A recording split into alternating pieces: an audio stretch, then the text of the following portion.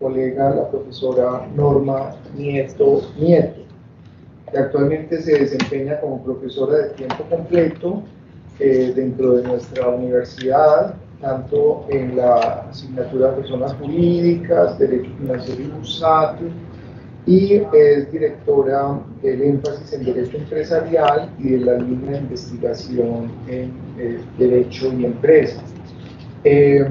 Norma es abogada egresada de la Universidad de Antioquia, tiene también pues, su maestría en Derecho de los Negocios, también su doctorado por la Universidad de Buenos Aires, Argentina, y es pues una compañera supremamente comprometida, siempre muy cooperativa. Le quiero dar las gracias por haber apoyado esta iniciativa y sumarse también. Entonces, muchas gracias, Norma, y bienvenida desde tu la expositora. Buenas tardes. Muchas gracias, Carlos, por la asistencia.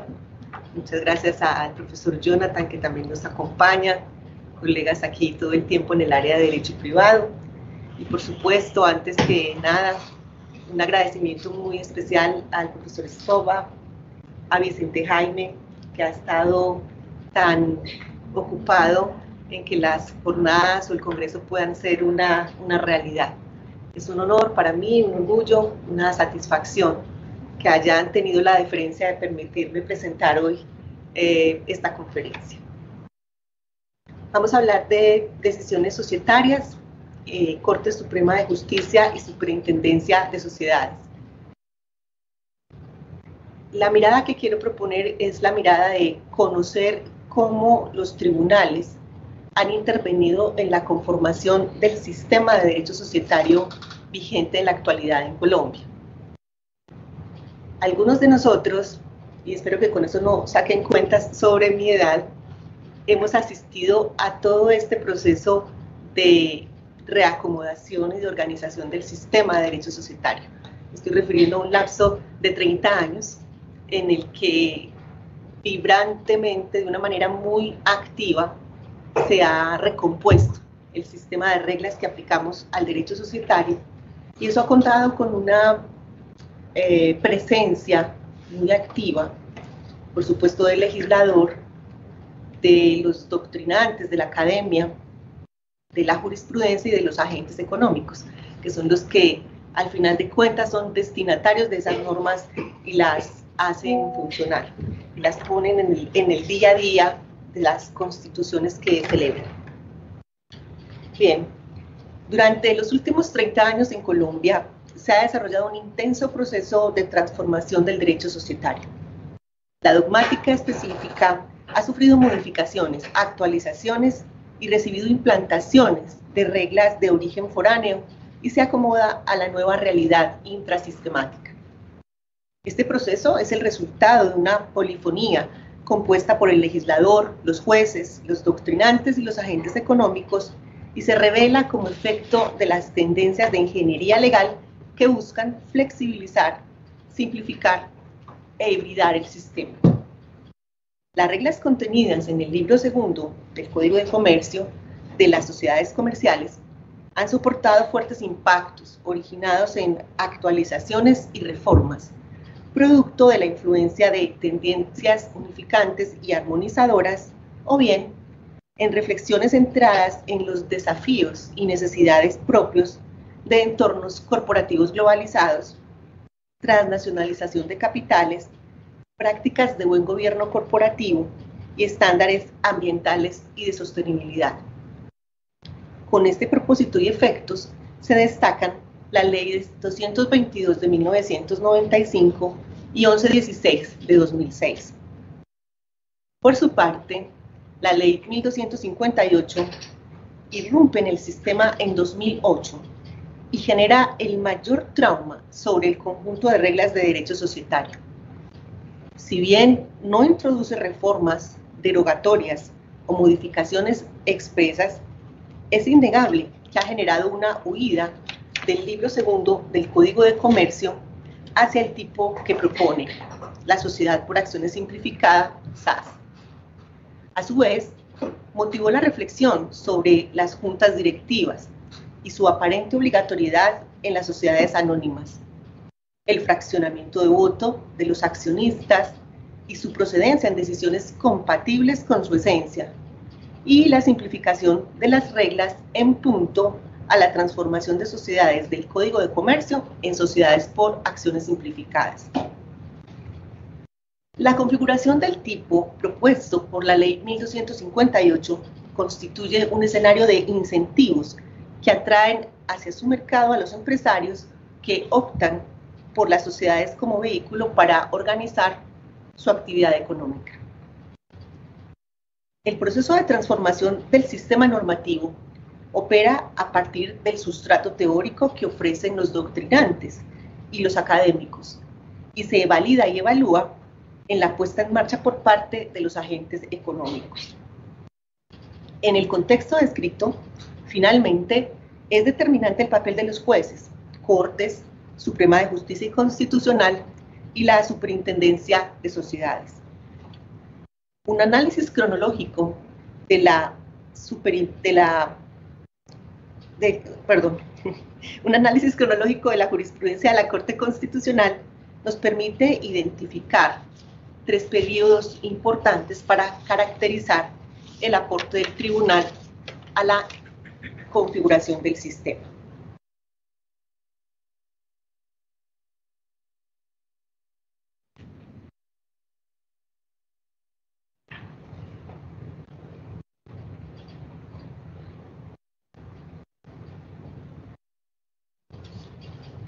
Bien, estos son los 3 periodos que hemos estudiado y que, como les decía, además hemos vivido en tiempo real sobre la actividad de la Corte Constitucional frente al sistema de derecho societario. Hay una primera cosa que quería denotar, y es que por mucho tiempo tuvimos una tendencia a decir que el asunto societario no era debatido, conocido ni intervenido por la Corte Constitucional. Pues ustedes miran toda la referencia de sentencias que hay allí, y estamos poniendo solo las principales, podemos notar cómo el tribunal se ha sido decisivo. Deja las huellas de su intervención en constitucionalización, tanto en jurisdicción ordinaria, cuando estudia constitucionalidad de normas, y también en acción de tutela, cuando se ha pronunciado sobre todo con o mediante sentencias de unificación. Pues bien, tenemos aquí 3 periodos interesantes para su análisis. El primero transcurre de 1996 a 1999. Particularmente coincide con los primeros años de vigencia de la Ley 222 de 1995. Nosotros tenemos un código de comercio vigente de la mitad del siglo pasado, se expide mediante el decreto 410 de 1971, y allí está la centralidad de nuestro ordenamiento en el libro segundo. Pues bien, en 1995 se introduce la reforma más importante en el siglo pasado a ese sistema, a esa médula del derecho societario contenido en el código, justo en 1995.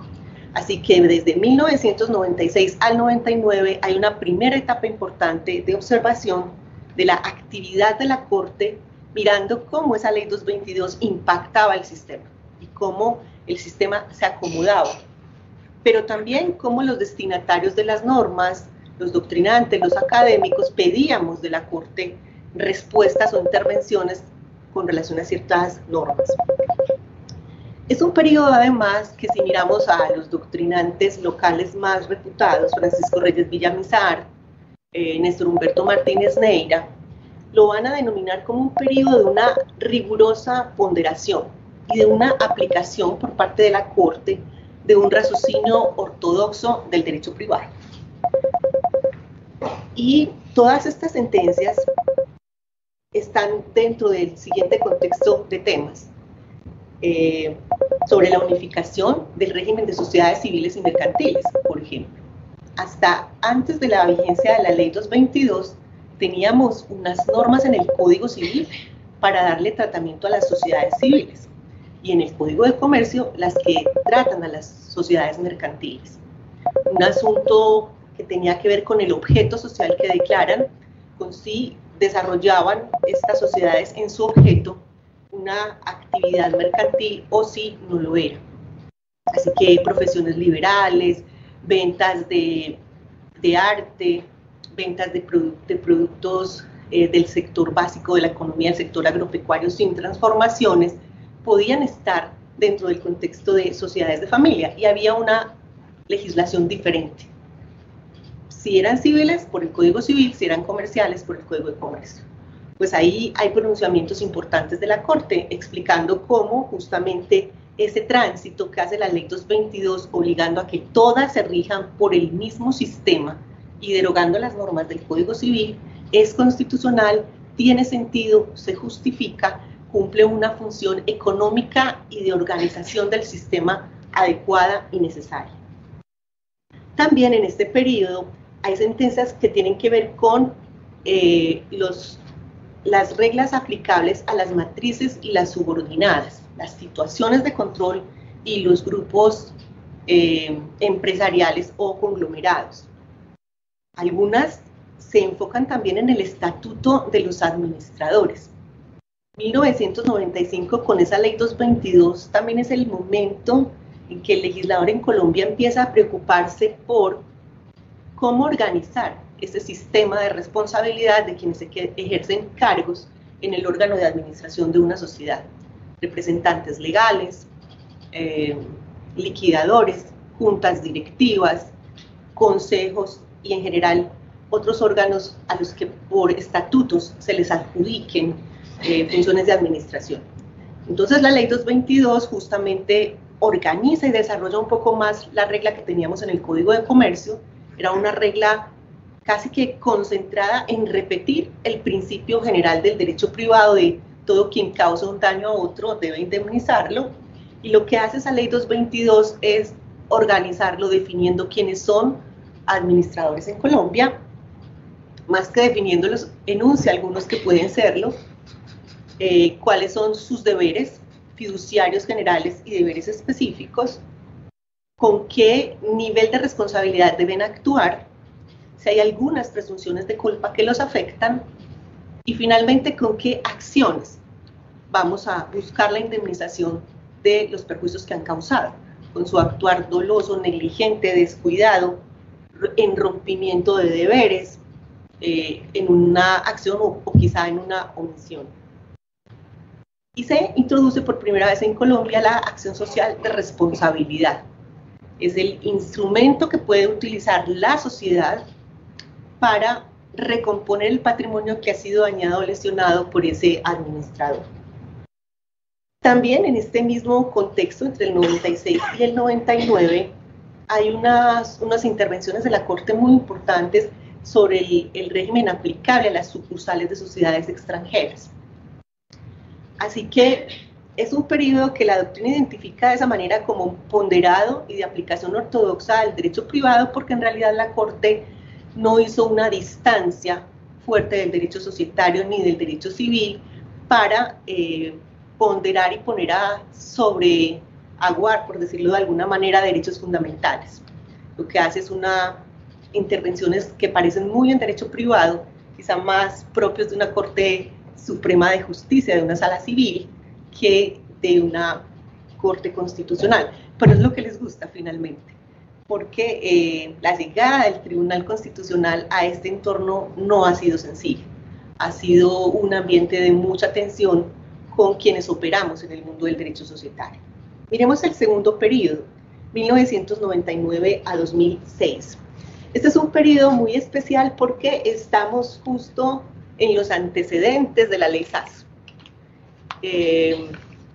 Hemos visto un poco ya los efectos de la ley 222, pero siguen reclamos en torno a modernización del sistema, para que el sistema sea flexible, para que sea simplificado, para que el funcionamiento de los órganos sea más leve, sea menos costoso ingresar, permanecer y salir del mercado mediante formas societarias. Es una época de mucho reclamo respecto a la unipersonalidad, Y eso tiene que ver con la Directiva Europea 12 de 1989, que tiene mucho impacto en Colombia para toda esta discusión. Entonces es un periodo en el que ya a los expertos en derecho societario no les empieza a gustar tanto la manera como la Corte interviene. Y lo que dicen es que es un periodo en que se ha vuelto garantista y que hay un detrimento de las normas sustanciales y de los principios de derecho privado para poner a prevalecer derechos fundamentales y principios constitucionales. ¿Qué pasa en este periodo?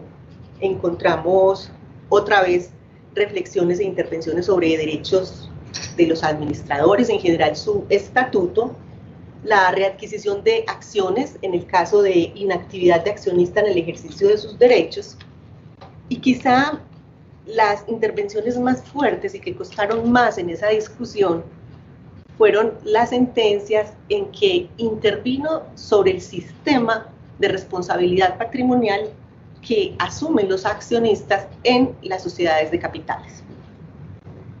Es decir, si bien veníamos de un periodo en que se entendía que el derecho de libre asociación constitucional iba hasta ese punto de garantizar que yo pueda elegir si asociarme o no, elegir asociarme para desarrollo de una actividad económica, pero además optar por uno de los tipos societarios que está ofreciendo el sistema, cumplir todos los elementos de ese tipo, pero además eso lleva de suyo un sistema de riesgo particular.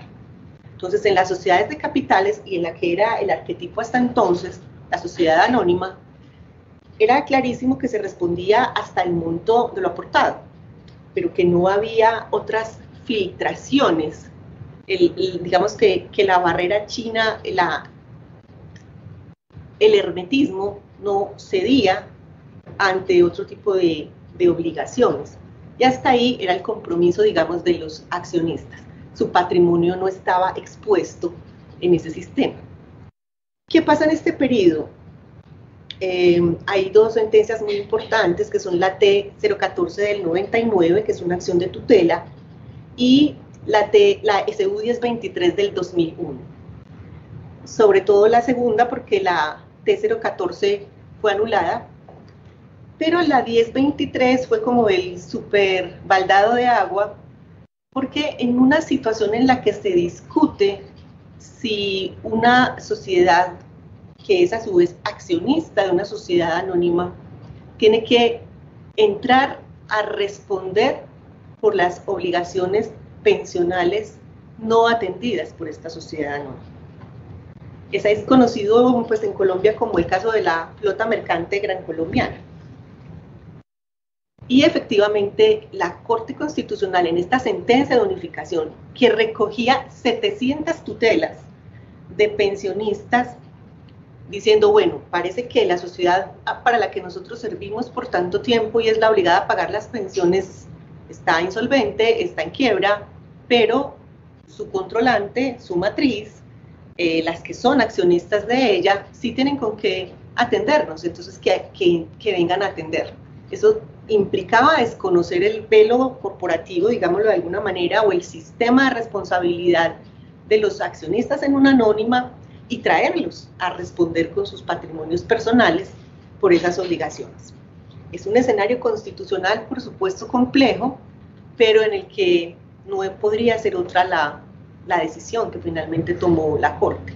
Era ponderar, de un lado, el libre derecho a asociarse, y que asociarse implique poder escoger un tipo societario y poder que me respeten un sistema de riesgo que hay allí, pero enfrentado al mínimo vital de más de 700 pensionistas mayores de 70 años que ya estaban excluidos de la posibilidad laboral, familias de ellos que dependían de esas pensiones, etcétera, y entonces la Corte entra a decir, en este caso, esa sociedad controlante, esa matriz que tiene recursos financieros, tiene que venir a atender esas pensiones. Pero además dijo, tiene que venir a atender no solo las pensiones de estos 700 que ya iniciaron acciones de tutela, sino de todos los demás que estén en la misma situación. Entonces generó un efecto intercomunis. Pero también generó un efecto a futuro, porque planteó, tiene que responder por las pensiones que ya están digamos, consolidadas y las que sigan se consolidando hasta que en una jurisdicción ordinaria finalmente resuelvan la controversia. Porque había otros instrumentos más allá de la tutela para tramitar la controversia, pero dada la situación de perjuicio irremediable, se excepcionaba, digamos, la subsidiariedad. Entonces lo que hizo la Corte puede decir, bueno, muy bien, hay otros mecanismos, activen los otros mecanismos, pero mientras eso sucede, usted controlante que tiene cómo va a atender estas situaciones. Ahí ese es el momento más crítico de las relaciones entre los operadores en derecho societario y la Corte Constitucional. Se hablaba de que se había agraviado la seguridad jurídica, de que se había pasado por encima de ese derecho, y sobre todo una preocupación muy fuerte en punto A, la inversión extranjera quedó totalmente desfavorida. Aquí no volverá nadie a invertir en sociedades porque tenemos este riesgo y esta incertidumbre de una Corte Constitucional que nos puede cambiar las reglas de juego sobre el camino. También en este periodo hay pronunciamientos muy importantes sobre los, en aquella época llamados incapaces, para aportar, para ser accionistas en sociedades. Y esa sentencia también es muy llamativa, Carlos, porque dice que estos incapaces requieren de autorización judicial, sobre todo los menores de edad, para enajenar, en este caso para aportar a las sociedades, bienes inmuebles, después de que habíamos superado en una decisión anterior ese requisito. Un asunto totalmente anacrónico. La Corte pierde de vista que puede haber bienes muebles muchísimo más valiosos que muchos inmuebles, pero el requisito es solo para los inmuebles. Una actitud tal vez de desconfianza, de excesivo proteccionismo, pero bueno, ya hoy habremos avanzado con las leyes de capacidad a otro contexto. Muy bien, ese es el segundo periodo que quería mostrarles, en el que ya no éramos tan fanáticos de la Corte Constitucional. Y luego viene un tercer periodo muy importante, y ese ya tiene que ver con los primeros años de vigencia de la Ley SAS. La Ley SAS se expide el 5 de diciembre de 2008, y aquí está como todo ese furor de comprendamos este nuevo instrumento, o opongámonos al nuevo instrumento. Entonces se activaron masivamente también las demandas por inconstitucionalidad de algunos elementos de la Ley SAS. Esas son las sentencias que podemos ver ahí. Inicia un poco antes, inicia en el 2007. ¿Por qué? Esa sentencia 392 que vimos allí del 2007 es una sentencia que estudia la constitucionalidad de unas sociedades que permitían unipersonalidad en una ley específica de emprendimiento. Tuvimos una ley que duró un par de años, se expide en enero de 2006 y llega casi hasta diciembre de 2008, solo su posibilidad de usarla para sociedades unipersonales, que conocemos en Colombia como la ley de emprendimiento, que es la ley 1014, y esta 392 que cito de primera en este tercer bloque, es la sentencia que evalúa la constitucionalidad de esas sociedades. Entonces, por eso está aquí y va dando como el tránsito a lo que luego viene en el estudio sobre SAS que hace la Corte. ¿En qué cosas ha intervenido la Corte? En primera medida, sobre el sistema de riesgo en la sociedad por acciones simplificadas. Es una sociedad de capitales. Respecto de esta sociedad, igual que en la anónima, se dice que se responderá hasta el monto de lo aportado, pero la ley SAS es más expresiva en describir ese sistema de riesgo, cómo funciona. Entonces dice, entre otras cosas, en el artículo primero, que no se responderá de manera solidaria con el patrimonio de los accionistas, ni siquiera por deudas laborales o tributarias. Pero también a renglón seguido o a párrafo seguido, plantea, salvo que se incurra en situaciones de abuso del derecho. y refiere a una norma específica de cómo se da el tratamiento al abuso del derecho. Claramente es el mismo sistema de responsabilidad que en la sociedad anónima. No hay realmente un cambio en eso. Pero para el momento se da esta agitación de presentar acciones de inconstitucionalidad y la Corte se pronuncia declarando la constitucionalidad de ese sistema de riesgo. Compara varias cosas y dice, bueno, de un lado está el principio de libre configuración del legislador en materia económica. Él puede incluir, excluir, modificar tipos societarios disponibles según lo considere. Esto no está fuera de principios constitucionales, nada tiene que ver con una vulneración a la igualdad, simplemente es otro tipo disponible. Es interesante entender aquí también un poco cómo fue la estrategia de técnica legislativa con la ley SAS. Es que veníamos por muchos años en un trabajo por hacer reforma al libro segundo del Código de Comercio, por lograr impactar esas normas de derecho societario, actualizarlas, mejorarlas, etcétera, pero no se lograba. No se lograba porque tenemos un legislativo muy complejo, un legislativo absolutamente politizado, no compuesto justamente por expertos en estos temas, una relación con las cámaras de comercio, con fecámaras, las notarías o las escribanías, como se dice en otros países, los círculos de notarios que no querían dejar progresar una sociedad como estas que no tiene que necesariamente constituirse por escritura pública, etc. Entonces hay todo un ataque inicial de ciertos centros, de ciertos grupos de interés, y la Corte sale como a resguardar la ley en unos casos, a explicarla o hasta a completarla en otros. Entonces la primera cosa es sobre el sistema de riesgo. Luego vienen unas decisiones que tienen que ver más con los mecanismos de solución de conflictos intrasocietarios. Y la Corte entonces revisa si tiene sentido y es constitucional que los asuntos societarios vayan a tribunal de arbitramiento o amigable composición.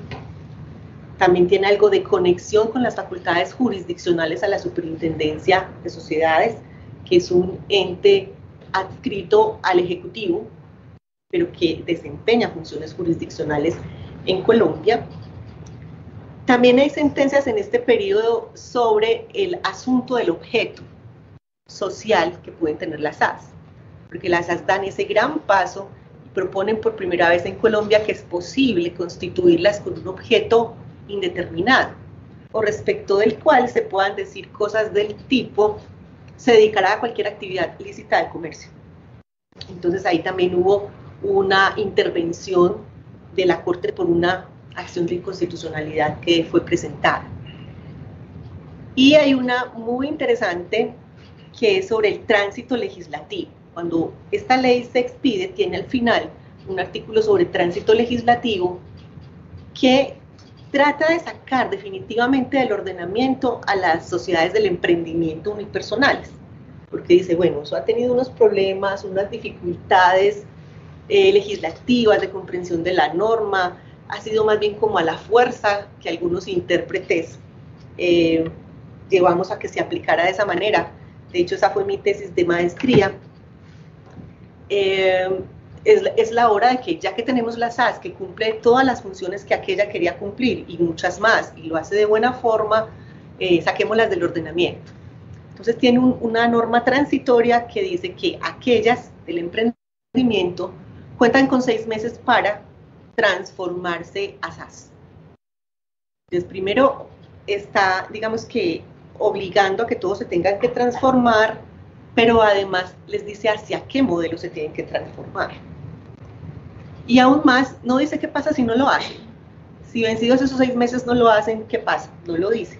Entonces hay una acción de inconstitucionalidad en la que la Corte dice, es cierto, no pueden decir que se tienen que transformar en SAS, que se transformen en lo que quieran, que vayan a otro de los tipos societarios, que vayan a la empresa unipersonal si es lo que les interesa, que sigan desempeñando su actividad económica como comerciantes individuales, personas naturales, pero no les podemos decir que se tienen que ir para la SAS.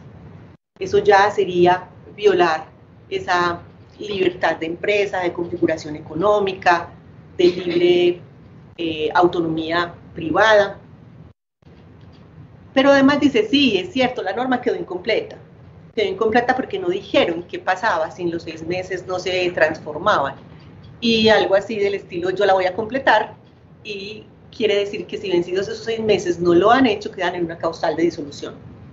Ya le hace como la compañía, digo yo, a mí me parece que es una compañía al legislador y a los agentes económicos en que eso pueda tener un sentido.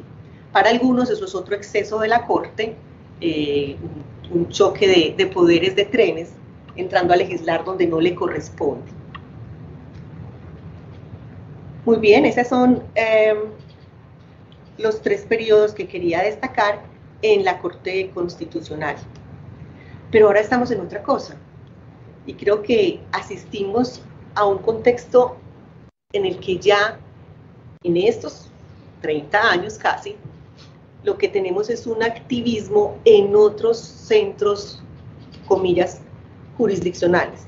La Corte Suprema de Justicia, por supuesto que hace parte del judicial en Colombia, y la Superintendencia de Sociedades, revestida de funciones jurisdiccionales, aunque es un delegado de lo ejecutivo por el presidente de la República. Y allí uno se sorprende porque la mayoría de esas decisiones son sobre decisiones, valga la redundancia, societarias. ¿Qué está pasando con esas tomas de decisión en la vida de las sociedades? ¿Qué pasa con la comprensión de los órganos societarios? ¿Cómo los hacemos funcionar o cómo no los hacemos funcionar? ¿Por qué las decisiones están quedando afectadas con vicisitudes? Y entonces está yendo cantidades de procesos a la Superintendencia de Sociedades y a las Cortes. En la estructura orgánica de las sociedades hay un órgano en nuestro sistema, creo que es muy semejante en el sistema alemán, es la Asamblea General de Accionistas o la Junta de Socios, en la que se toman las decisiones, se conforma la voluntad de la sociedad, tratándose de un ente artificial que no tiene una existencia material ni biológica, debe complementarse con órganos para poder conformar su voluntad, anunciarla, ejecutarla y fiscalizarla. Pues bien, el órgano de toma de decisiones produce actos unilaterales de voluntad, finalmente. Es la voluntad de la sociedad la que se conoce cuando la asamblea reunida toma una decisión. El órgano no es un sujeto, no es tomador de decisiones, y cada uno de los accionistas, detentadores de N cantidad de acciones, tampoco no son la sociedad, no están ellos tampoco tomando las decisiones. Es una decisión de la persona jurídica societaria, es un acto unilateral de voluntad. Y ese acto unilateral de voluntad habrá que rodearlo de todas las condiciones para que resista lo que yo llamo muy coloquialmente un test de legalidad. ¿A qué me refiero con un test de legalidad? Pues que sean decisiones existentes, válidas, eficaces, oponibles. Y eso parece que es lo que no estamos sabiendo hacer, o lo que está generando un nodo impresionante de conflictividad en la vida de las sociedades. Ineficacias, ¿por qué? Porque no se convoca adecuadamente a las reuniones, o porque se inicia la deliberación y la asamblea sin que haya vocación deliberativa y quórum suficiente para ello. Nulidades, porque tomamos decisiones, comillas, en violación a las reglas de mayoría en cada uno de esos contextos. Otras dificultades tienen que ver con mayorías cualificadas, con ejercicio del derecho de inspección que está asociado a esa toma de decisiones, con el derecho de retiro que hay que informarle a los accionistas cuando estamos en transformaciones, fusiones o decisiones. En fin, que se revela otro momento, otro íter de la conflictividad societaria. Antes estábamos todavía preguntándole a la Corte, ¿esta cosa unipersonal sí puede ser? Esta cosa con riesgo limitado está muy rara, está desbordando, está desconociendo los derechos de los trabajadores. Esta cosa de objeto indefinido es un monstruo. Y pasamos por discusiones más absurdas. Aquí la discusión sobre se puede decir asamblea de uno, cuando ese accionista único es el tomador de decisiones, el propietario del capital y el representante legal al mismo tiempo, esa cosa cómo funciona después de la ley SAS. Entonces hemos pasado por una cantidad de momentos y ahora definitivamente todo el asunto de impugnaciones societarias es lo que está jalando ese centro de observación. Si ustedes entran al tesauros de jurisprudencia, pues que la llaman así con todo lo que a uno le pueda sonar extraña, de la Superintendencia de Sociedades, las decisiones que toma la superintendencia, hay más de 74 sentencias sobre estos temas de vicios en el funcionamiento de los órganos y concretamente de sanciones por ineficacia, inexistencia, nulidad de las decisiones societarias. Y la Corte Suprema de Justicia también ha empezado a producir unas sentencias muy interesantes, muy completas y que nos van a servir ahorita para otra observación. Esta sentencia, la 456 que les refiero ahí, con ponencia de Haroldo Quirós, es todo un tratado de societario orientado a decidir un asunto sobre ineficacia de decisiones societarias. Le llama uno la atención además que sea justo el magistrado Quirós, el super experto en familia y sucesiones, el que ha avanzado todo nuestro sistema, quien tenga una sentencia tan densa, tan completa, tan descriptiva. De hecho, toma su tiempo en una fase como medio pedagógica. Los tribunales en Colombia son muy de sentencias muy extensas. Esta es una sentencia de más de 120 páginas, en contraste con las sentencias de la Superintendencia de Sociedades. En la Superintendencia es extraño encontrar una siquiera de 20 páginas. Hay de 13 páginas, de 7, por ahí hay una muy emblemática que es solo de 2 páginas, etc. Una cosa muy más concreta, más orientada como a unos estándares de eficiencia. Y les decía que nos va a servir un poco esta observación también porque recientemente, bueno, no tan reciente, hace un año ya, la Corte Constitucional se pronunció sobre la constitucionalidad de la competencia de la Superintendencia de Sociedades para conocer algunos asuntos de derecho societario. Y eso ha generado un impacto también importante en el medio. Esa sentencia se produjo el año pasado y se demoraron como 8 meses para permitir conocer la sentencia completa. Teníamos un comunicado de prensa inicialmente, solo este año, hace unos pocos meses, se conoció el texto completo y todavía hay controversias. La misma superintendencia tiene una manera y una propuesta de cómo la aplica, la Corte propone otra y estamos en otro debate interesante. Eso era lo que quería mostrarles, el íter de construcción de este sistema desde el punto de vista de las Cortes y de la Superintendencia de Sociedades que ejerce función jurisdiccional en Colombia. Es un tema encantador que puede mirarse desde muchos ángulos. A veces lo hemos mirado desde el legislador, lo hemos mirado desde los agentes económicos, con estudios de campo que hemos hecho con los empresarios de Antioquia y de Medellín, y ahora quise mostrar una mirada, más bien una provocación, a que hagamos un ejercicio de observar el papel de los jueces en este proceso de organizar un sistema de derecho societario.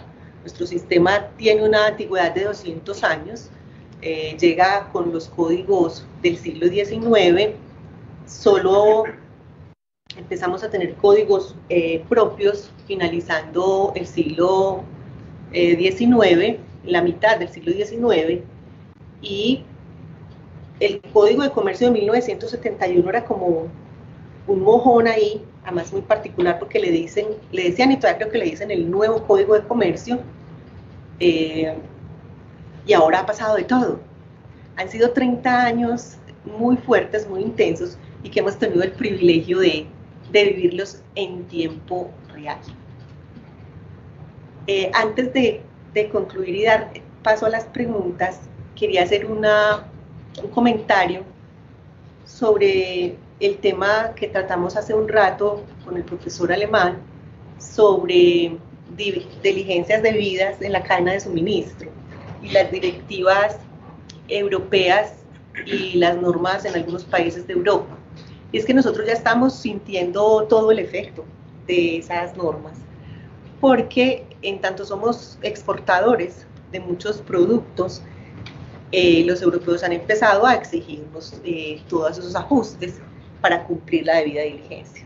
Entonces nos encontramos con asuntos como que tenemos que probar, por ejemplo, respecto de un predio exportador, que así llamamos las granjas donde se produce aguacate, o se produce gulupa o maracuyá, que son productos que estaban con muy buena colocación internacional en Alemania, en China, en Japón. Estamos teniendo que empezar a cumplir estándares que no podemos. ¿Como cuáles? Certificaciones de que el predio en que estamos haciendo la producción no haya sido el producto de una deforestación, o que ese predio no haya sido el producto de una discusión, un despojo de tierras en este contexto de conflicto. O pues cosas ya un poco más simples, pero que también han costado, y por eso el sector está un poco resentido, el de aguacate sobre todo, y los empaques, en qué estamos empacando, de qué están hechos los guacales, de qué están hechos los contenedores, si eso es verde, si eso es reciclable, si eso es de economía circular, si en eso trabajan madres cabeza de familia, bueno, etcétera. Y todo ese tipo de cosas nos cuestan mucho. Y está, digamos que el sector industrial y productivo muy enfocado en eso ahora. La ANDI, que es la Asociación Nacional de Industriales, está en un trabajo muy intenso porque eso ya nos está afectando fuertemente. Muchas gracias.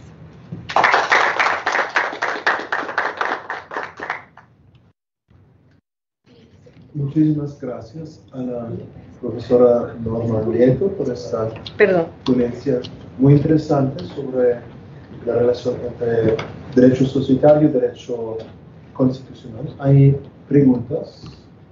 Muchísimas gracias por esa presentación. Muchas gracias por esta presentación y la correspondiente explicación de cada una de todas las presentaciones.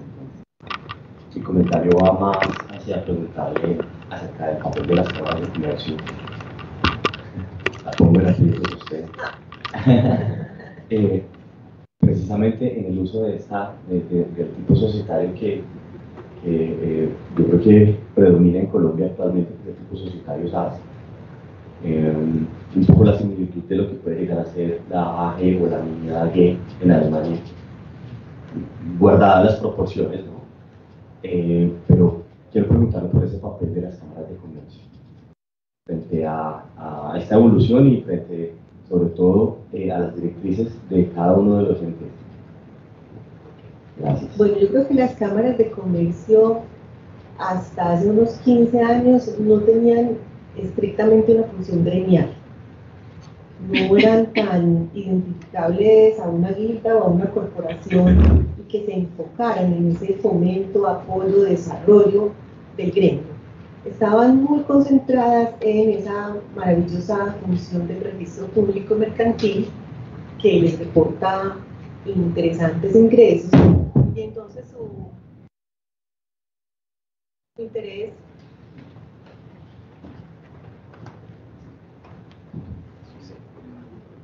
se concentró por años en formalizar, en la formalización empresarial. Si no, no hacen los externos.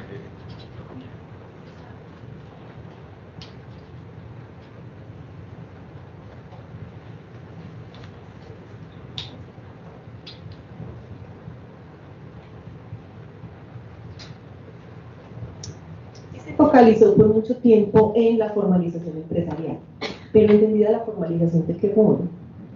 Formalizar, digo yo siempre, formalizar qué, para qué, cómo, de qué manera y cuándo. De un lado ellos tratan de obtener muchos registrados, porque eso hace parte pues, de organizar a los empresarios, a los comerciantes, pero también genera un ingreso importante como negocio para las cámaras de comercio. Pero yo creo que a partir de la ley SAS también ha habido como una implosión, y eso no es solo de las cámaras de comercio, es también de los abogados, y es constituir SAS por todos lados para cualquier tipo de empresario que quizás no la necesita, le es muy costosa, no es funcional, le trae más problemas que otra cosa. La Cámara de Comercio facilitó una herramienta que yo creo era muy importante que la ofreciera, y es la constitución en línea de sociedades SAS. Eso es un reto importantísimo en lo que los argentinos llaman el derecho societario informático, pues que realmente es una pamplina y ese nombre, pero es que haya herramientas suficientes de tecnología, de conectividad, de accesibilidad para que puedan hacer esas constituciones de manera rápida. Eso también generó que había un estatuto de sociedad SAS puesto ahí a disposición y era como el que todo el mundo utilizaba, estandarizado, solo le teníamos que cambiar el nombre, solo le cambiaban el objeto, el monto del capital que iban a asociar, quién es el representante legal y listo, y todas eran iguales.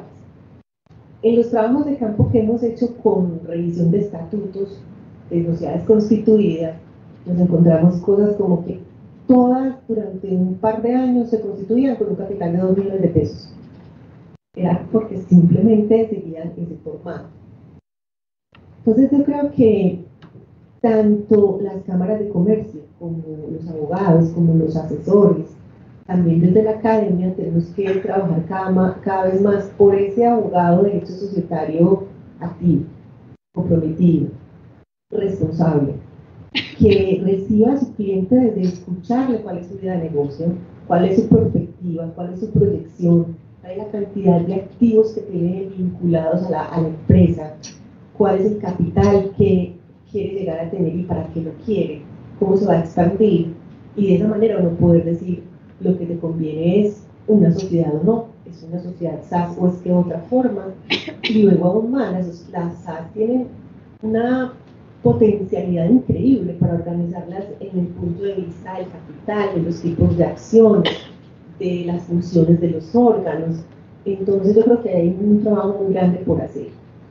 Y el otro que es un pendiente que también tenemos todos y es la reforma al régimen societario.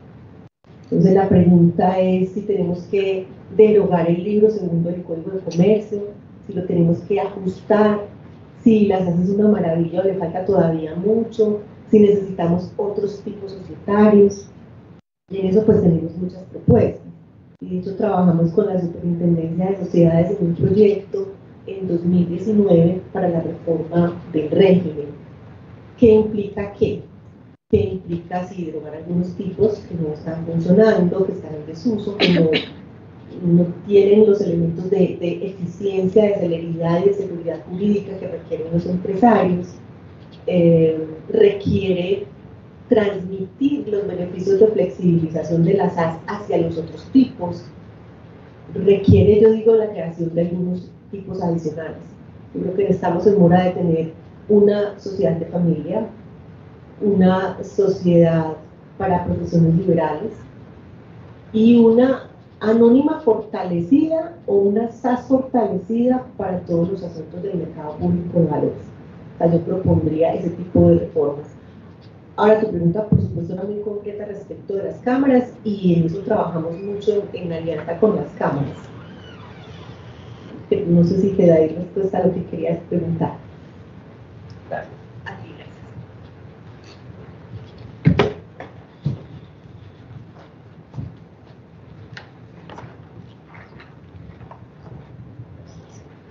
Profesora Norma, muchas gracias por esa ponencia tan informativa y profunda sobre el derecho societario colombiano y también por demostrarnos esos 3 periodos de la jurisprudencia de la Corte Constitucional en los asuntos de derecho societario. Mi pregunta es sobre esta sentencia tan problemática del segundo periodo de sentencia SU 1023, que como resultado de la ponderación prácticamente contra todos los principios fundamentales del derecho societario decidió levantar el velo corporativo en favor de los pensionistas de la empresa.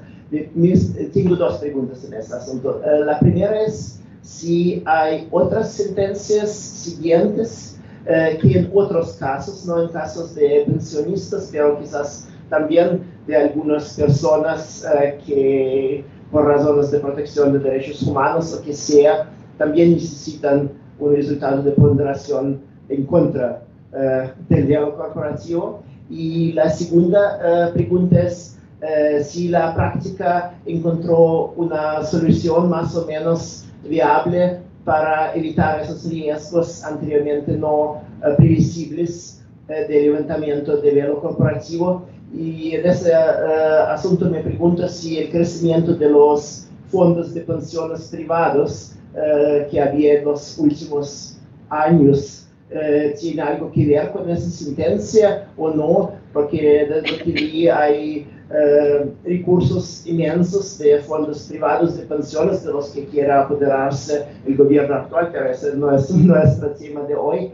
Entonces, si hay un vínculo entre esta sentencia 1023 de entonces y el crecimiento de los fondos de pensiones privados. Muchas gracias. Okay, voy a tratar de dar respuesta.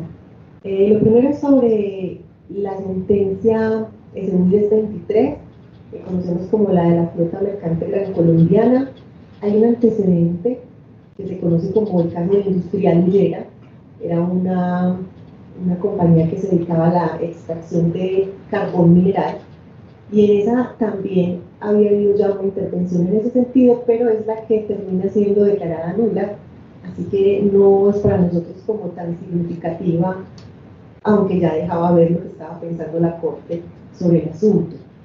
Después de Flota Mercante Gran Colombiana, no hay otras sentencias donde se haya intervenido de una manera tan intensa. Yo creo que eso fue una alerta muy importante a los empresarios y al uso de las formas usuarias.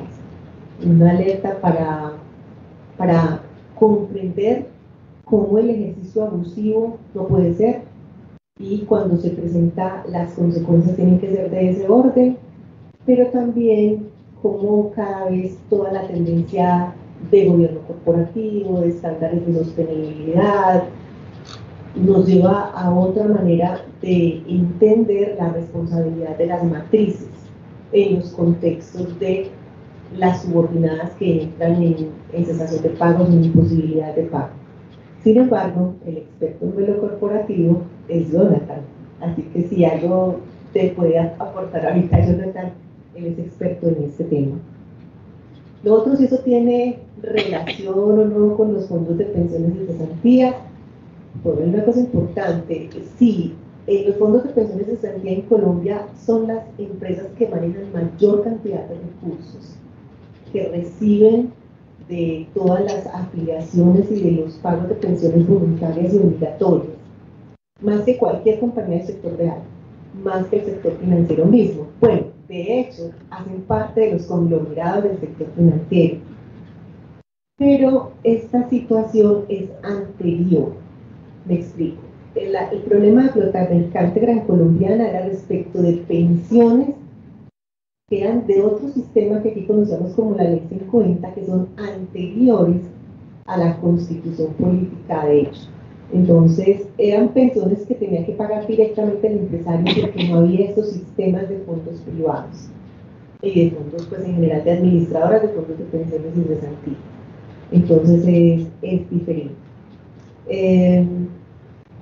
Como les dije en la ponencia, eso tenía un ruido muy fuerte, un malestar muy fuerte con la Corte, porque los agentes económicos, los doctrinantes, los académicos, los destinatarios de las normas no podían como entender ese nivel de expropiación, por decirlo de alguna manera.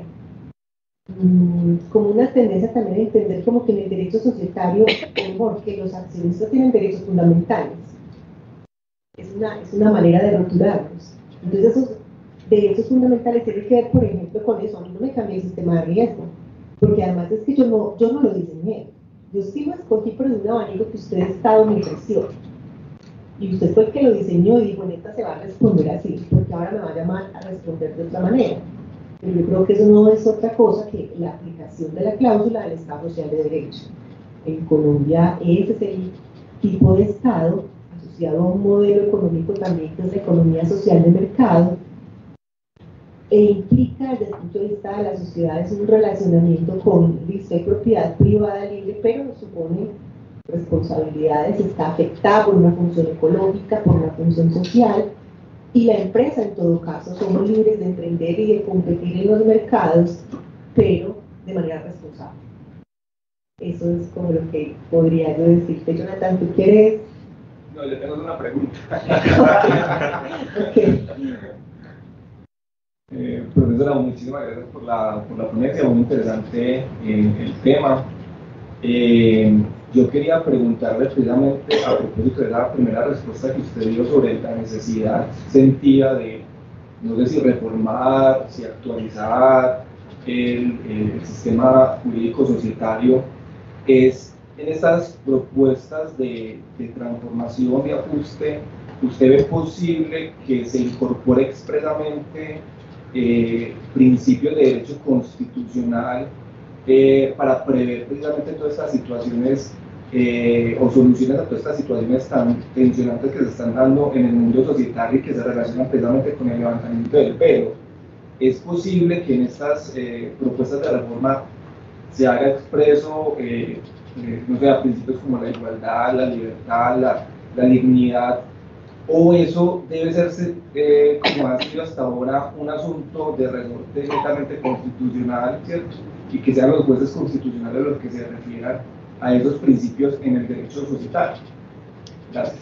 Yo no creo que sea un asunto exclusivo de la Corte Constitucional, que es la guardiana del texto constitucional y la responsable de definir el alcance de los derechos fundamentales, etc.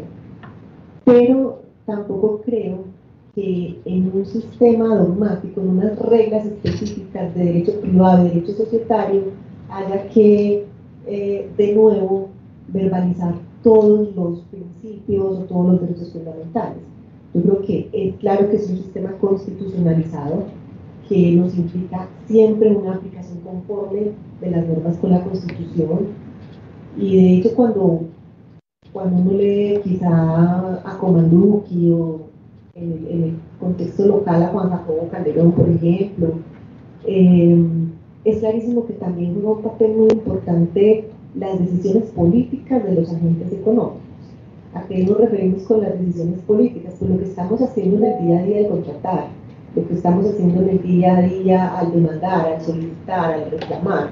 Entonces eso es un trabajo más hondo que tiene que ver con quiénes somos como seres humanos y también como homos económicos, y cómo nos comportamos dentro de un modelo político, de gobierno, económico, con un tipo de Estado, con una organización que nos llama un montón de cosas, a la inclusión, a la diversidad, a los enfoques, a la relación con el ambiente, a una cantidad de cosas, y eso yo no creo que pase por introducir en normas positivas esas enunciaciones de los principios. Esto es un asunto de un sistema normativo. Ustedes ven que todo el tiempo yo hablo del sistema, el subsistema, el microsistema, también a veces hablo del ecosistema, y es eso, hay que integrarlo todo, hay que saber cómo se relacionan unos campos con otros, unas regiones con otras, y estará siempre la Constitución por encima de cualquiera de esas reflexiones. Entonces es más como la manera como nos relacionamos y aplicamos y somos operadores en este entorno. Muchas gracias. Una buena pregunta. ¿Usted considera que la Corte Constitucional debe fijar un modelo económico? La Corte Constitucional no lo fija, la Constitución lo declara. Y la Corte en sentencias lo explica, le da alcance, es la guardiana de su comprensión, pero no es la Corte la que lo determina. Cuando revisamos las normas de la Constitución Económica, encontramos específicamente una cantidad de elementos que dejan en claro que la opción del constituyente en ese momento fue por un Estado social de derecho y por un modelo de economía social de mercado. A veces uno escucha por ahí quienes dicen que no, que es un modelo neoliberal, que es un modelo de capitalismo salvaje, etcétera, pero no lo es. Esas texturas que les estaba describiendo ahora, como que haya una función económica, una función ecológica asociada a la propiedad, un ejercicio responsable de la empresa y de la competencia, que haya un montón de elementos más sociales, más desarrollados como después de la Segunda Guerra Mundial, en lo que antiguamente llamaban tercera y cuarta generación de derechos, pues tiene que ver con lo que es nuestra Constitución, esa que también tiene sus 30 y tantos años y que ha sido como al mismo tiempo todo, Constitución nueva, Corte Constitucional nueva y un régimen societario que parecía que nada que ver con ese mundo, pero todo que ver, y se ha impactado y transformado al lado de la Corte. Entonces, muchísimas gracias por la ponencia, también por las respuestas, y ahora hacemos una pausa. Yo propongo que hacemos una pausa un poco más breve porque estamos ahora